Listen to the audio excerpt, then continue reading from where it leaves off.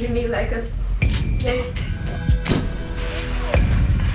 तो एक के चलती हजारों आदमी भूखे मर जाते हैं।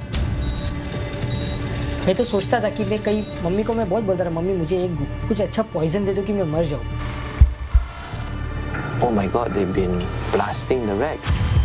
A brand new season of Undercover Asia. Have fun while breaking a sweat on your next visit to Gangnam. Enjoy the weightlessness of bungee fitness, or learn the health benefits of pole dancing. So don't miss the opportunity to feel the burn with the latest workout trends in Korea. Gangnam Insiders Picks, Sunday on CNA. This program is brought to you by the Gangnam Gu office. Macet, an Indonesian word that describes Jakarta's notorious traffic congestion. The introduction of the MRT is a definite game changer, and hopefully Macet will be a thing of the past for Southeast Asia's biggest capital. Safari Smile, CNA, Jakarta.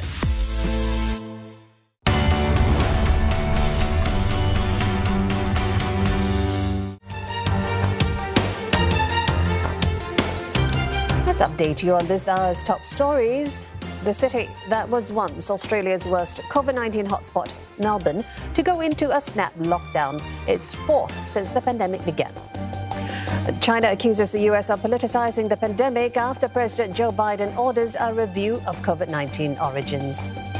And the two trains involved in the collision on a Kuala Lumpur line removed from the crash site 3 days earlier than scheduled. Track repairs are ongoing. Taiwan has reported over 400 new COVID-19 local cases. The island is facing its largest coronavirus outbreak and is now under heightened alert. Taiwan's vaccine campaign has been floundering. For a population of around 24 million, the island has so far only secured just over 700,000 vaccine shots. But deals have been signed for millions of doses from several drug makers like Moderna and AstraZeneca. Authorities say a locally developed vaccine will be available in July. Taiwan has administered some 310,000 jabs so far. Earlier, it accused China of blocking a proposed deal between the island and Pfizer-BioNTech to secure COVID-19 vaccines. It is the first time Taiwan has accused China of interfering. China has denied similar allegations. A mainland official says they offered to provide vaccines to the island as a goodwill gesture. 上海市医药卫生发展基金会、江苏省海峡两岸文化交流促进会负责人已经分别表示，愿意向广大的台湾同胞捐赠一批新冠疫苗，帮助缓解他们的燃眉之急，协助他们加强防疫。我们对此表示支持，会积极予以协助，也希望台湾有关方面为这批疫苗尽快输台，扫除障碍。 China's Fosun Pharma controls distribution rights to the Pfizer-BioNTech vaccine across China, Taiwan, Hong Kong and Macau. Taiwan has maintained that it will only directly purchase and negotiate with BioNTech. BioNTech has declined to comment on Taiwan's allegation against China, but the company says it supports a global vaccine supply. Well, the head of a Japanese doctors' union has warned that holding the Tokyo Olympics could lead to a new COVID-19 strain. Japan has repeatedly pledged to hold a safe and secure games as it prepares for an extended state of emergency across much of the country. The games are scheduled to go ahead, albeit under strict measures. Foreign spectators are banned, and a decision on domestic viewers is expected next month. But concerns remain about the safety of the games with surging coronavirus infections. Most residents in Japan are opposed to holding the games this summer amid a sluggish vaccine rollout and a fourth wave of infections. Just over 5% of its population have received vaccinations. The US has confirmed its support for Japan's plan to proceed with the Tokyo Olympics. It comes barely 48 hours after Washington issued a do not travel advisory to Japan, citing a widening COVID-19 outbreak.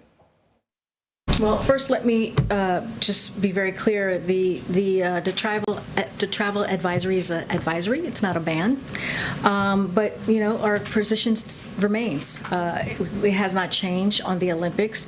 We respected the decision to delay the Olympics, the Games last summer, and we understand the careful consideration that the Japanese government and the International Olympic Committee are weighing as they prepare for the Tokyo Olympics that's just coming up right around the corner. Now, besides the pandemic, climate change is adding another risk to the Tokyo Olympics. A UK report warns that intense heat and humidity could threaten the health and performance of athletes participating in the Games. The British Association for Sustainable Sport, or BASIS, says athletes are increasingly being asked to compete in environments too hostile for the human body. And that impact would likely be felt in Japan this summer. Forecasts suggest temperatures in the Japanese capital will average around 26 to 27 degrees Celsius, but could rise up to 39.1. And that's more than 10 degrees higher than the average during the 1964 Tokyo Olympics. Some events, including the marathon and road cycling, have already been shifted to cooler places. The study recommends more measures be put in to mitigate risks of heat illness, such as improved education, additional cooling breaks, and heightened medical provisions. Australia's ambassador to China has been barred from the trial of an Australian academic who's charged with espionage.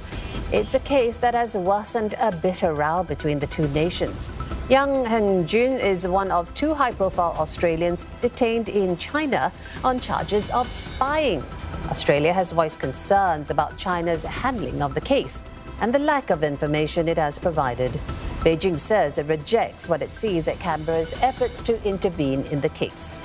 If convicted, Yang faces a jail term of 10 years or more on charges of endangering national security. A gunman has shot and killed 8 people at a commuter rail yard in California. The man, a transit employee, took his own life. There is one survivor who was hospitalized in critical condition. All victims are employees of the transit agency. A bomb squad searching the yard found at least one explosive device. Authorities also responded to a fire at the home of the suspect that erupted at about the same time as the shooting. The shooting shut down traffic on nearby streets and stopped train service for hours. An Australian court says the country's environment minister has an obligation to children to consider the harm caused by climate change. She has to do so when deciding whether to approve the expansion of a new coal mine. The ruling was in response to a bid by 8 teenagers to force the federal government to ban the mine's expansion in New South Wales. The judge rejected the application, but noted the amount of carbon dioxide that would be released into the atmosphere if the mine were allowed to expand. 100 million tonnes of CO2 attributable to the burning of coal from the extension project is likely to cause a tiny but measurable increase to global average surface temperatures. Legal experts say comments by the judge opened the door for future lawsuits against other companies. The young activists also believe the judgment is a sign of real change. Today's judgment is both thrilling and deeply relieving. The judge has recognised that the minister has a duty to take reasonable care not to cause us injury resulting from climate change. The court did not order an injunction stopping the mine, but it's not over yet. There will be further submissions on what the duty of care means for the minister's decision and the mine. Joe Biden has made tackling climate change one of his main goals as president, and the environment is at the centre of a nearly $2 trillion jobs and infrastructure bill he's trying to get through Congress. But can his strategy work at a local level? Kate Fisher reports from a town in Pennsylvania whose residents believe their contaminated water has caused serious illness and death in their community. Growing up near 2 military bases, as children, Joanne Stanton and Hope Gross loved to stand at this fence, watching as members of the Navy torched an aeroplane during their weekly fire drills.